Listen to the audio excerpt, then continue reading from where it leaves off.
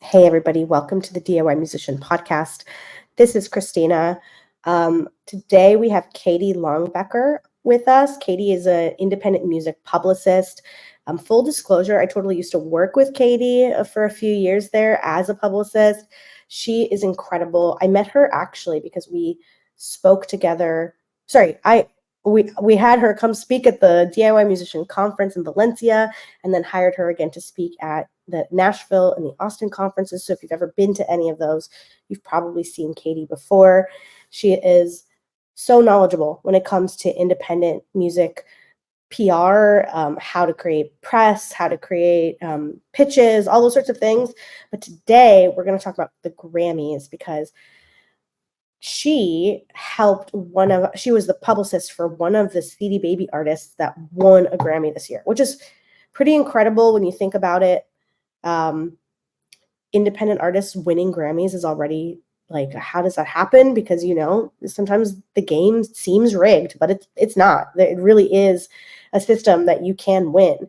So we asked Kaytee a little bit about how to go about that. When is the right time to start thinking about that sort of thing in your career? What can we know? There are certain things that we can't necessarily do when trying to promote yourself to win a Grammy. So let's learn those rules. This is a great conversation. By the time you hear this, I will most likely have just either be in the hospital or will have given birth. Most of you don't know, and maybe you figured it out by now, but I am super pregnant, and I'm probably going to have a baby in like 2 weeks. So when this comes out, surprise world, there's another one of me out there. So thank you for bearing with me. We have plenty of podcasts coming out after. Don't worry, the podcast is still continuing. I've done a lot of extra recording up front, and also we have some of our guest hosts coming in and taking over. So just wanted you to know that little tidbit about my life. And yeah, now you know. All right, let's talk to Kaytee. You're listening to the CD Baby DIY Musician Podcast.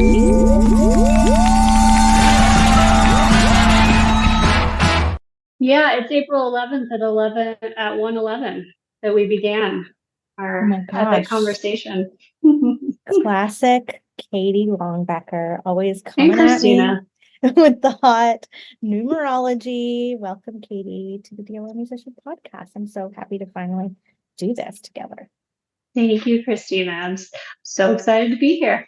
I've already told everybody that you and I go way back, but we met at the DIY Musician Conference in Valencia, Spain, I believe was where we met, right? Drinking red wine in Spain. Yes, and then just over time, I ended up working for you at DIY PR Group, and you took me under your wing, especially during COVID and during having just moved to LA. And I got to learn about the fabulous world of PR, indie music PR in particular. Well, I wanted to touch base because CD Baby and you have a mutual artist. Carla Patullo just won Best New Age Grammy Album. Yes, Best New Age Ambient or Chant Album. Heck yeah. For like an independent artist, A. Yes. A CD Baby artist, B. One of your clients, C. It is such a feat. And like, I know because I've worked with you even on Grammy nomination for your consideration campaigns. I know a little bit of the ins and the outs on it, but it's such a it's not like you wake up tomorrow and you're a Grammy winner. It's not like you put out your album and you pray and there it is and it shows up in the clouds and it's now the winning album. It takes a lot of hard work for the artist, and there's a lot of rules. There's a lot of red tape. Not red tape. What would I call it? Blue tape? Yeah, you just want to make sure you're respecting the Academy and what they kind of the boundaries that they want artists to follow to make sure that the winners are an authentic winner, right? Yeah. And that it's reflecting the power of music and not, you know, a political campaign or something along Well, those yeah, lines. totally. Well, first I want to ask you, because you got to go to the Grammys with Carla. What was it like for you on Grammy Day when you hear her name get called? Oh my gosh. That was such a crazy moment. Well, that was my 10th year at the Grammys. So I've worked behind the scenes for, I think that was 7 or 8 years, with the presenters and the performers. So I was always backstage and like at rehearsals and just have the coolest, most fun memories from those scenarios. But I always had this dream of having my own clients on the red carpet and winning the Grammy. And oh my gosh, it happened. It's just the most wild thing. And in 2023, my other client, Cheryl B. Engelhart, who's also a CD Baby client, got her first nomination. So that was my first kind of foray into having a client on the red carpet and nominated. Totally. And then which was absolutely incredible. And then with Carla, it was just her journey is so interesting because she's a cancer survivor. Mm-hmm. And so she wrote her album, the winning album, during her cancer treatment. And so there was this whole beautiful story arc that was all supporting her healing and my healing and everyone's healing. It was just a really beautiful campaign. I say quote unquote campaign because it was all about the music and all about the process, but just such a beautiful thing to be a part of. So hearing her name get announced, I'll never forget that moment.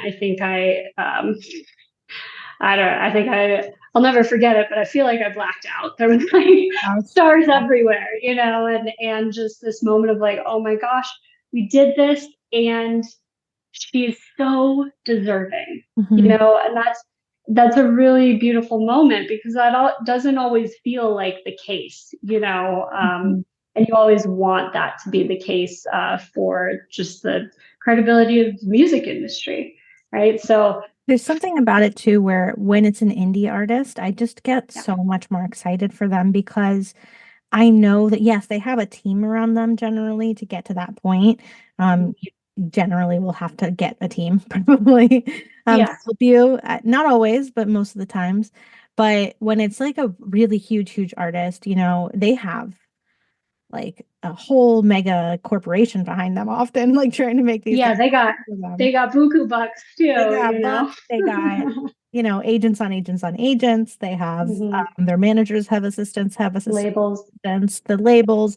There's a coordination team, whatever. So when it's an indie artist, I know, oh, you know what? I know how much hard work it took for them to assemble that team. I know how much love and care it took for them to pick the right people.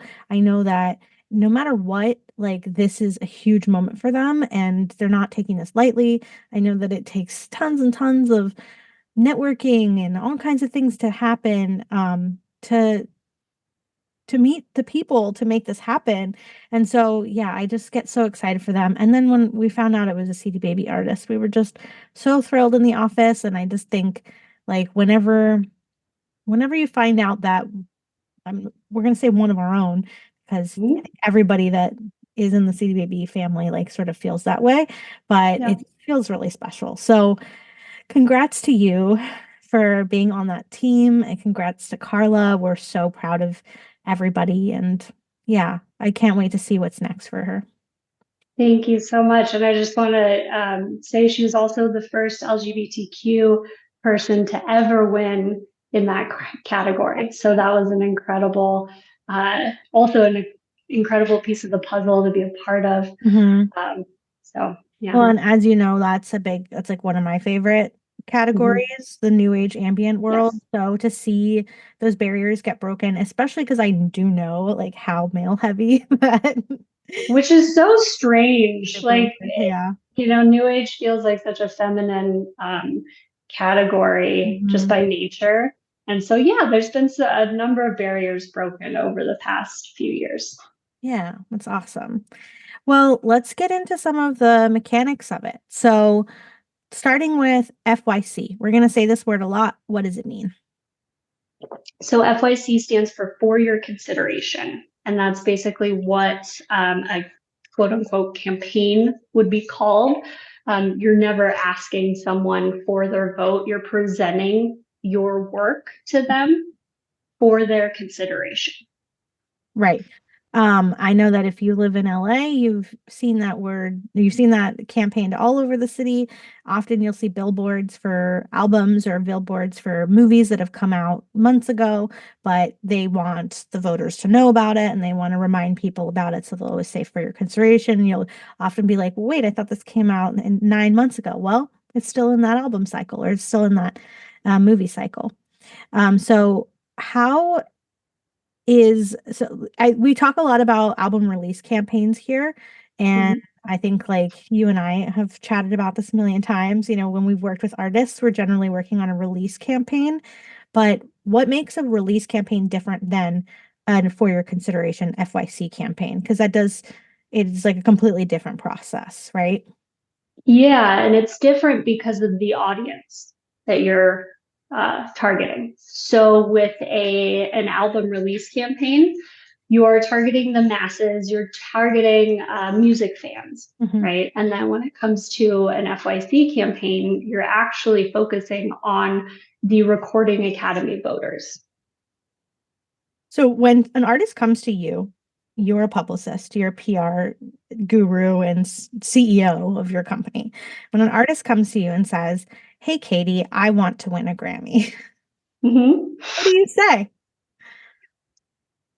Well, that's a loaded question because I'm really, obviously part of my job, and one of the pieces of my job that I really enjoy is working on FYC campaigns. But I don't like to work with artists that are only about winning a Grammy. Like it should be about the music. It should be about the art and the expression.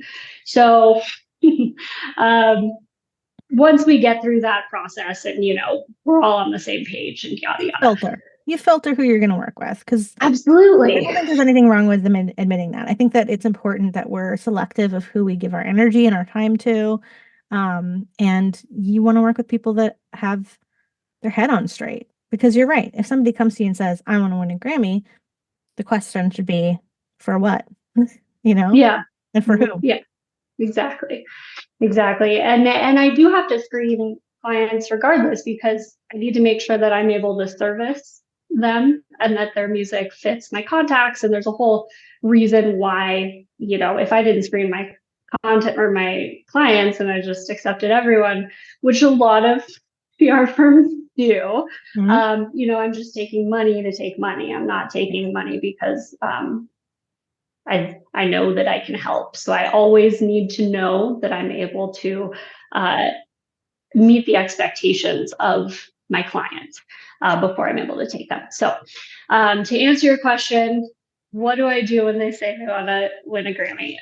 So we just kind of go through what that looks like. Initially, the way I like to run my campaigns, I like to be a part of the album release. So I actually haven't ever done an FYC campaign that doesn't also have me working the album release campaign prior to that, because a lot of the press that you get from the album release campaign, you can use that as part of your materials for your FYC and for your FYC page. We can go through all the things that you actually need for a campaign.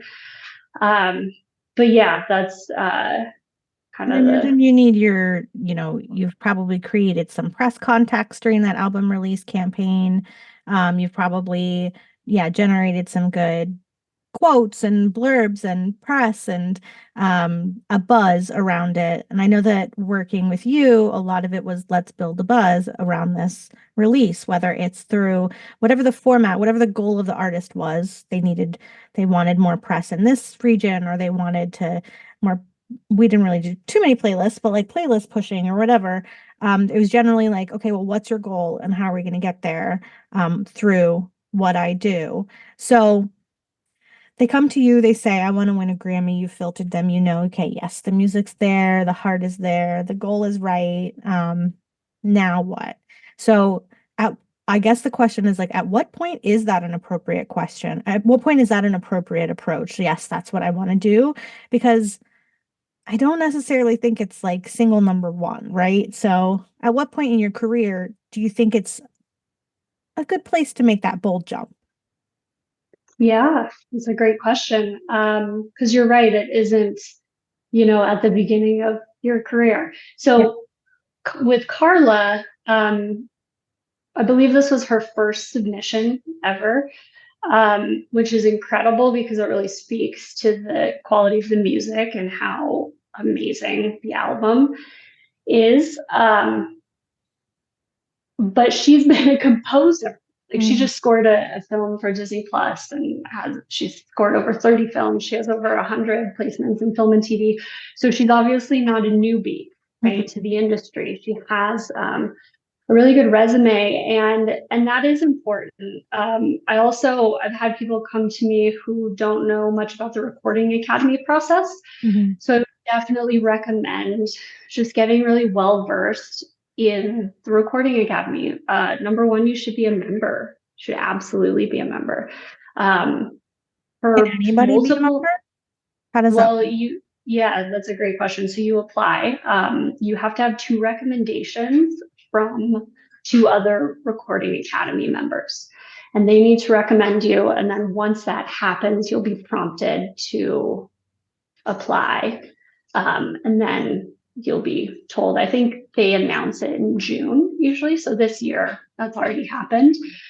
But yeah, that's definitely a first step, and the Recording Academy has so many great programs for, Grammy U for students and mentorship programs and just ways to network with people. And I mean, my biggest advice would be really getting involved in the community and getting to know people, because so much about the process is creating authentic relationships, and you can't fake that, just by nature.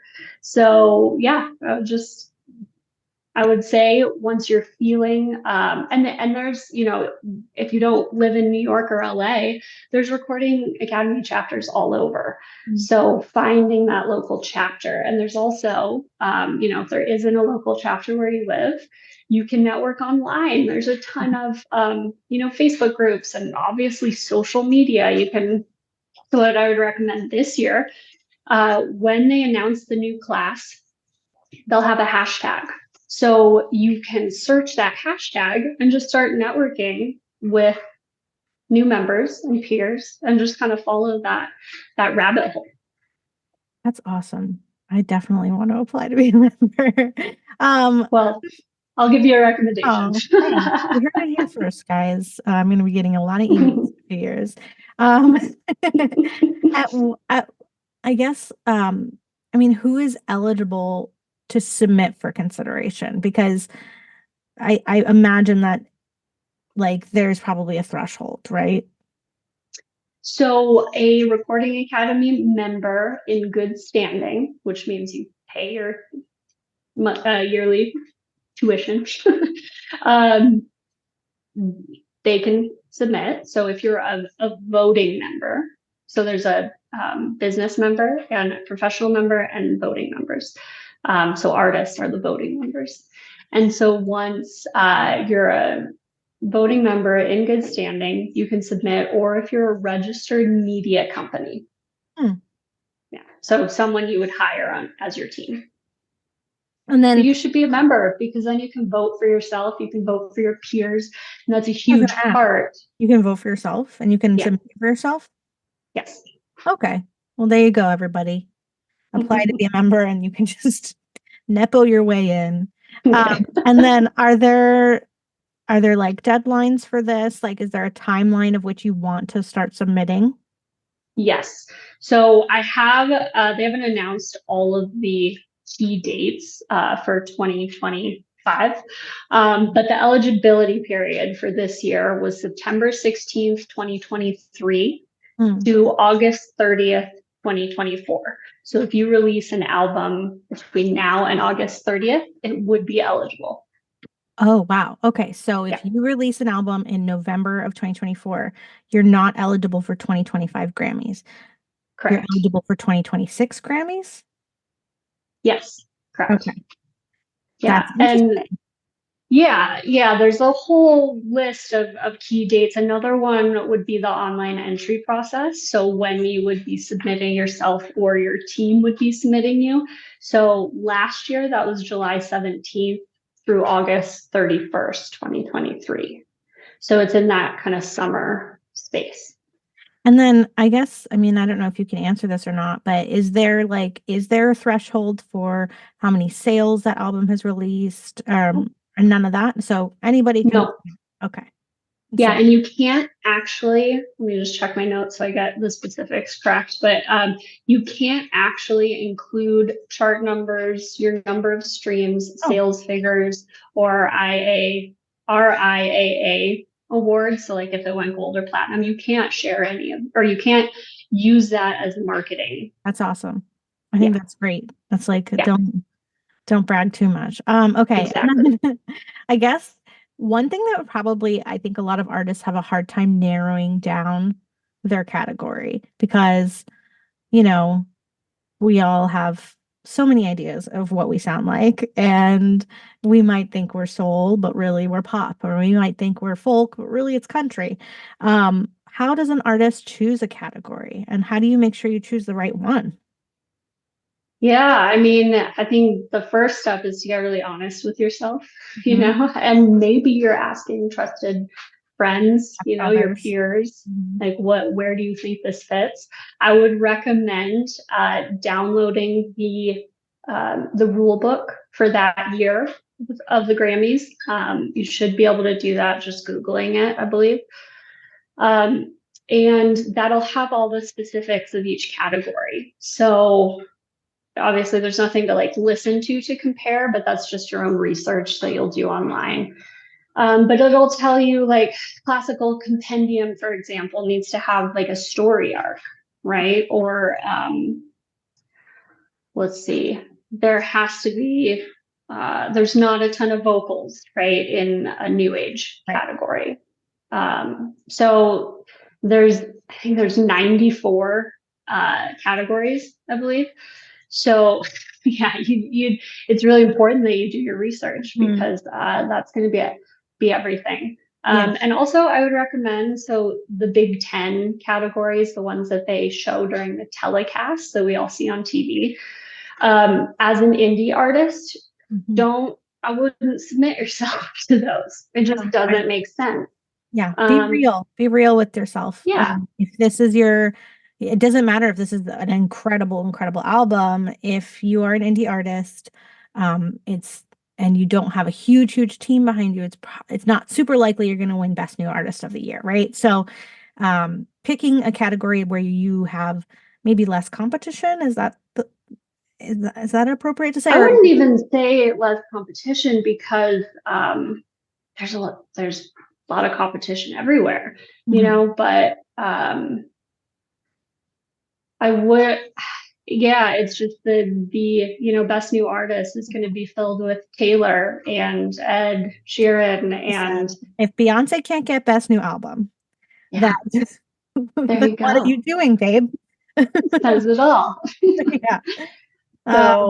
So yeah, but I will say quickly the difference between the other categories in the Big 10, everybody, all Recording Academy members can vote for the larger categories. So typically you can only vote for 3 categories otherwise, and then you get to vote for the bigger ones. So that's a different topic, but some people will say, well, everyone can vote, so I should put it in, best album of the year. But I still say, no, you should not. Yeah, totally. That's like, yeah. I mean, I know we keep saying it's not a political campaign, and it's not in any way, but to me, that's like submitting yourself for president when you should submit to local government first. Yeah. Yeah. Baby steps. baby steps. So what are, you sort of mentioned there are must-haves, campaign must-haves for your consideration campaign. What does that look like? Yeah, so I would start with your FYC page. So that's going to be just kind of the landing page that you share with everyone. Like on your website thing? Yeah, but I don't typically make it public, especially if it's the album hasn't been released yet. So if you're sending your FYC campaign around and you have like a private SoundCloud playlist on your FYC page, I don't make it public. I don't make it private. Like I just won't host. There's no link on my main page, right, on my website to it. So they have to have the link to be able to find it. So wait, the album can be not live and you can still be submitting for your consideration? Yeah. Mm-hmm. Oh, interesting. Okay. Yeah, because the eligibility period, online entry process is, this is last year, July to August 31st, July 17th to August 31st. And the eligibility is until August 30th. So I guess there's some overlay depending on when you want to submit. But good hygiene is to probably have already released so that you have the buzz and you have the ability to use that promo, like you said, yes, the press that you received from the album to help promote, or not promote, but to help the For Your Consideration campaign. That is the best option, yes. Okay. So landing page, often not public, a place that, what's on that landing page? So we can get in the nitty gritty here. You have your artist name and the work that's being submitted. Mm-hmm. I like it when artists have kind of a making of video, that tells the story. Something we haven't covered yet is that the story is really important, and that can really help. So with Carla, obviously the story was her journey with breast cancer, and that's powerful in itself. There's no, and that makes sense. It's obviously very authentic. I wouldn't fabricate a story. That doesn't work. Please don't ever do that. But if there is something that just flows and makes sense for you to incorporate into your narrative, then absolutely use that. And yeah. So yeah, I like the making of the album video.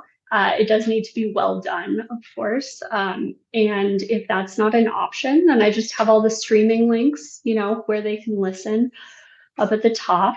And then you want to include about the album, any collaborations that are on the album, always high resolution photos, your bio. So it's a lot of the things that you have for your EPK, right? Mm-hmm.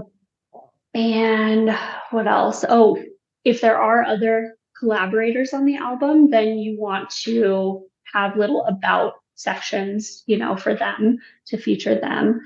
And a media contact also. If you have a publicist, put that information there. Can you link outside of it? Is that allowed? Like link profile? Okay, cool. Yeah, you can. Remember that you always want the people to stay on your page, right? Or learn about you. But yeah, you can absolutely do that. And when you're including the streaming links, obviously they're linking outside. So very cool. Yeah, I mean, the story I would say is probably the most essential must-have, right? And having a proper vision for why this album, in your own opinion, is also worthy of a Grammy. Do you ever help shape that story with artists, or do you give them, what's like some good advice about how to find that? I mean, like you said, her story was so powerful already, but like, how do you shape a story? Not everybody, that's not everybody's story, and they're still submitting. Yeah, that is a really important part of my job, because a lot of times I can see what's quote unquote press worthy, right? Meaning what will resonate with other people besides your mom and your grandma, so, which is really key in all scenarios. But yeah, so with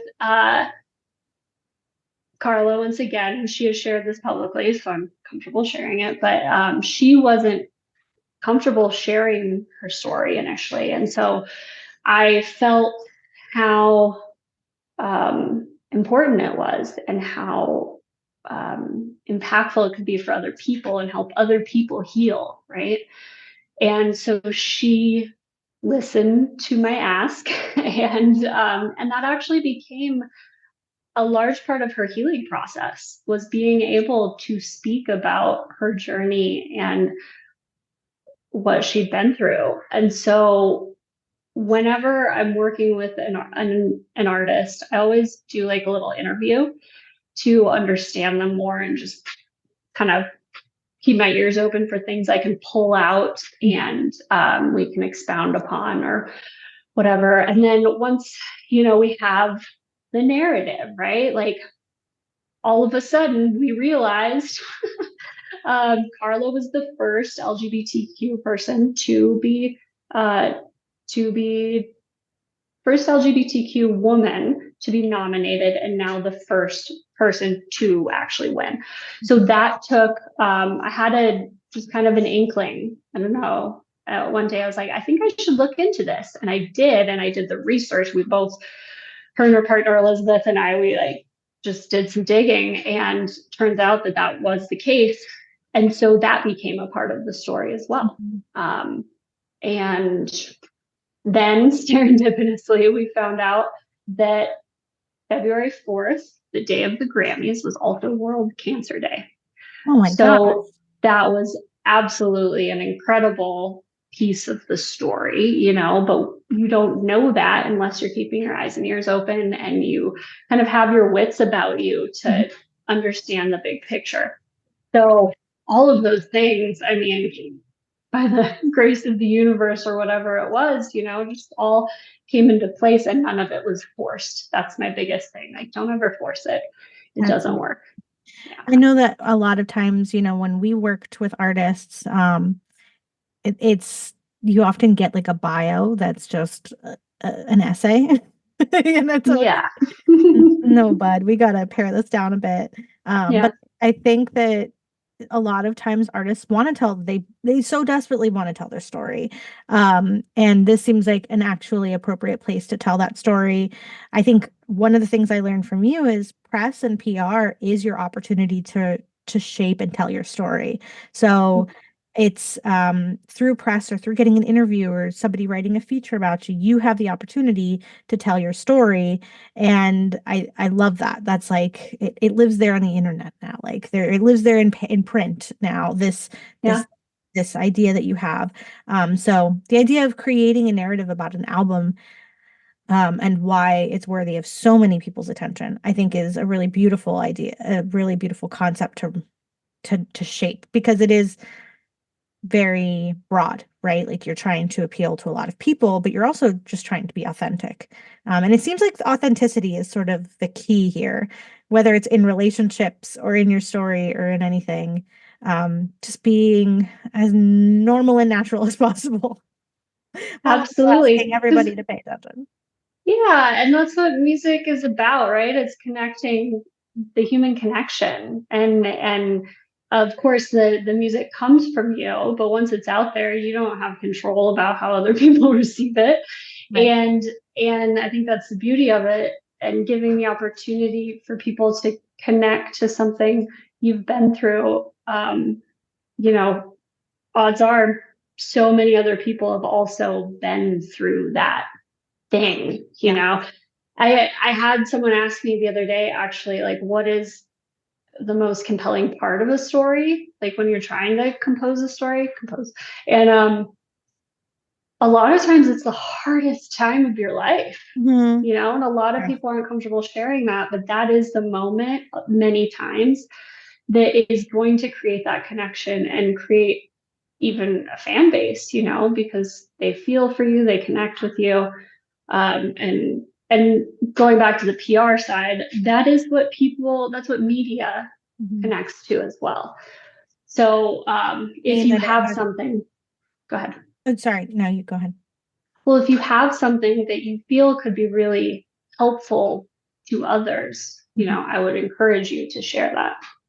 Yeah, I don't think it's like trauma dumping necessarily. No, Like no, let's like in The Bachelor when they're like, okay, now this is the episode where we get really real about the thing that happened in our past to make everyone cry. That's not what no, this is. no. It's just that the fact about it is that being an artist is sort of harnessing the most challenging parts of our experiences into something beautiful, I think. And so what is that challenging experience that you had that you harnessed? What was your stallion that you rode this album into existence? And Mhm. and yeah, and let people know, because we all have those challenges and they all vary, but to be able to know that other people went through them and then created something out of that is so powerful. So love that. Um, Absolutely. what is do you have some advice on some things that you should never do when you're trying to do a FYC campaign, because they could get you kicked out or people just hate you for it? Not hate you. Yes, I do. Do you want to go over? There's a few other things for the FYC campaign. Oh, Do you want me yes, to? sorry. Yeah, that's okay. So a couple other components for your FYC campaign, just to be aware of. There are different places you can do ads. Billboard magazine does two what's the word I'm looking for? Campaigns. No. Ad- Oh my God. Oh, Two issues. submissions. Okay, I'm gonna try that. Okay, so Billboard magazine does two issues throughout the year that Grammy contenders. One of them is called the Grammy contender issue. And so people who are doing FYC campaigns can submit for that. It's not super inexpensive, but that issue goes to all of the Academy voters. So it can be a good opportunity to get eyes on. But also keep in mind, there's a lot of other artists doing that. So it is something you can do, but I would leave it up to your discretion if you feel like really called to it or not. Mm-hmm. A lot of the communication that happens between voters is via email or on Facebook. Facebook's a bit, people, send Facebook voice notes or just getting really, really personal and sharing and again, creating authentic relationships and authentic connections with people. So yeah, I would say beyond anything, networking is the key during these campaigns. And in person, there's nothing that can compare to in-person networking and actually having that face-to-face component with people. There are meetups of people that come together that are voting members, and you can go to meetups. Yeah, even on Grammy Day, there was a meetup with a number of the artists in the community right outside crypto where the Grammys are. So yeah, there's opportunities all the time. And particularly, the official Recording Academy opportunities. But yeah, I would do your best to search for those and find those moments. And so authenticity is the key. And yes, we all know what it's like to network with somebody who is just schmoozing for the wrong reasons, or they're just schmoozing to schmooze. But they're, I was going to say, how do you teach authenticity? But it's a really hard thing, I guess. Like, how do you avoid inauthenticity? Like, what is inauthenticity when it comes to networking for the point of this goal that you're all trying to attain together? Well, look, a Grammy is a Grammy. Like, it's just a golden statue. I remember I had one of my family friends. He is an incredible composer. He was worked with John Williams, and I believe he's now in his 80s or so. I had lunch with him when I first moved to LA. I was in my early 20s, and we went to lunch, and we were talking about his different successes and, my goals and dreams for my career and yada, yada. And he was like, listen, Kaytee, I've won X amount of Emmys, blah, blah, blah. Took me till I was he said like 55 to realize that none of that shit matters. It's about the relationships in your life. It's about those authentic connections. And that really stuck with me because you can win an award, but it's not going to fulfill you in the way that you might think it will.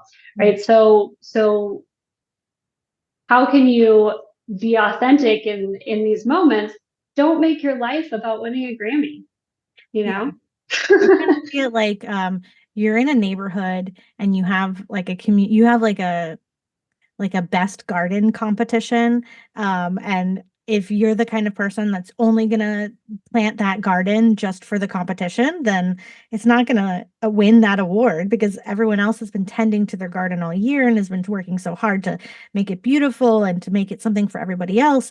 That's generally the one that's gonna win. Maybe this is a weird metaphor and we're going off the rails. No, I love it because it's nurturing. Right? Yeah. You're nurturing your garden, you're nurturing your relationships. You're surrounded by these incredible musicians who are Grammy winners, Grammy nominees, or not, and they're absolutely some of the most talented people in the world, and they're your peers.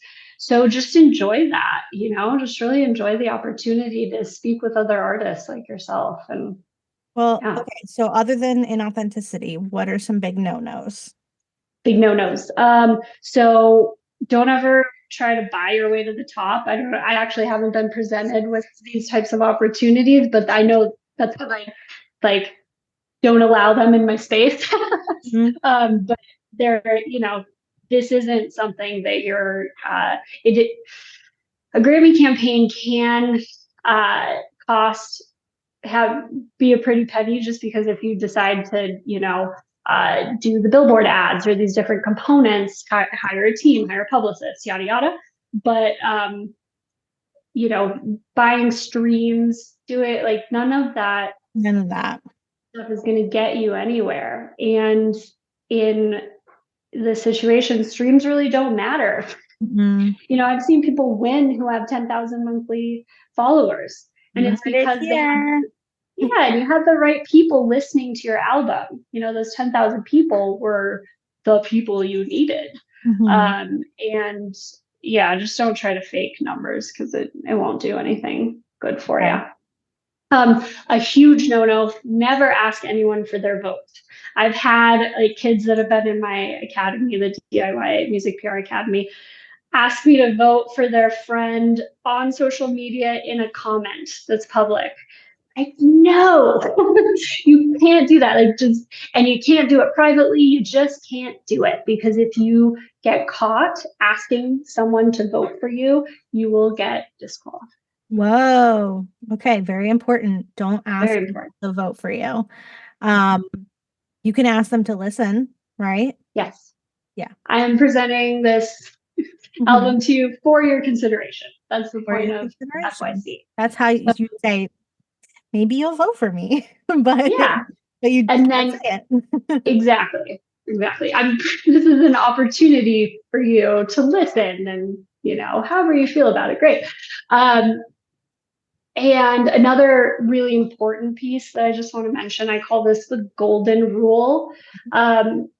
Always, all of the artists that I have worked with or spoken to about their process, they are listening to hundreds of albums during this time. So this is a very time-consuming process, right? Just the entire FYC campaign, because you're writing people individually, you're listening to their albums. And so literally, just block off your calendar for a week and listen to all of the albums that you're submitting and provide really great feedback. If you love the album, tell them that. Tell them what you loved about it. Again, be authentic about it. But something that a number of artists I've seen do is create a Google form. And so that, on their social media or whatever, they'll say, I'm listening. And then people can submit their album to the artist form, and then they can listen. And then it's all really organized. And then they have their email address, they can provide feedback. and support, or, if they feel called. So that, and by support, I mean by words, talking about the album, not necessarily their vote. And yeah, so there's only space for people in this circuit who are willing to listen to the other art that they're being sent. So that's definitely a huge piece of it. Wow. Well, thank you for all that information. I feel like there's a lot here. There's a lot to sort of consider if you're at this point in your career where you feel like you have something that you would really like to submit. Is there somewhere where people can find out the basics? Like, is there somewhere on the Grammy page or something where they can learn the rules to do that research for themselves? There's a rule book that you can download. Whoa. So I believe you just Google, you could do 66th annual Grammy Awards rule book. Let me just check. Okay. Well, I'll find it and I'll link it into the description of the video. Okay. Final last thoughts. One last piece of advice. One sentence you would give to an artist, whatever, if they are at this point in this journey. In this journey, meaning they're ready to. They believe in their heart of hearts. They're ready. This is their year. They've got to August, August 30th. Yeah. Just go for it. If you're going to do it, go all in. Make this your number one priority, because that's what it's going to take. It's literally like a full-time job. And it's a beautiful, amazing time of the year that can be really kind of stressful, but it's amazing. And it's an incredible experience. Like there's a very limited amount of people who have the opportunity to be in our industry and then also be able to go down this journey. So if your heart really calls to it, just go for it. Immerse yourself, arm yourself with a bunch of research information, know the rules, know the best standards and practices, meet other community members, be a good member of your community, be chill, don't harass people, don't ask them to vote Obviously. for you. No harassing, yes. Yeah, no harassing. Kaytee, how can people find you? How can they learn more about you? How can they work with you? Yeah, I think my website's DIYPRgroup.com, but honestly, the best way to connect with me is on Instagram. So my handle is at Kaytee Long Becker Becker. Awesome.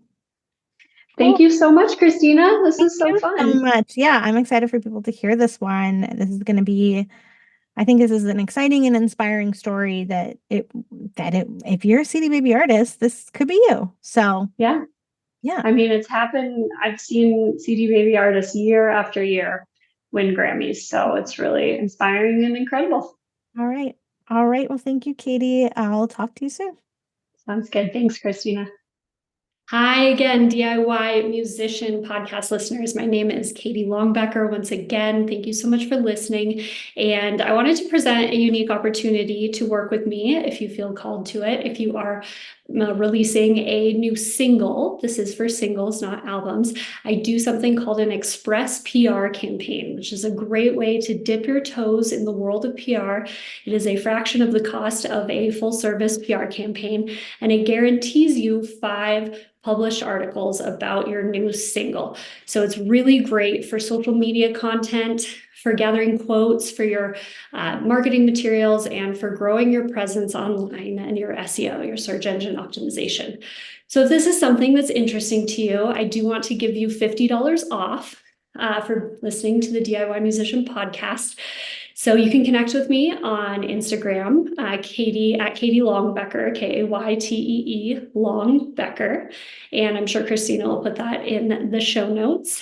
Or you can email me, Kaytee, Kaytee, at DIYPRgroup.com. So thanks so much. I look forward to connecting, and good luck with all of your future releases.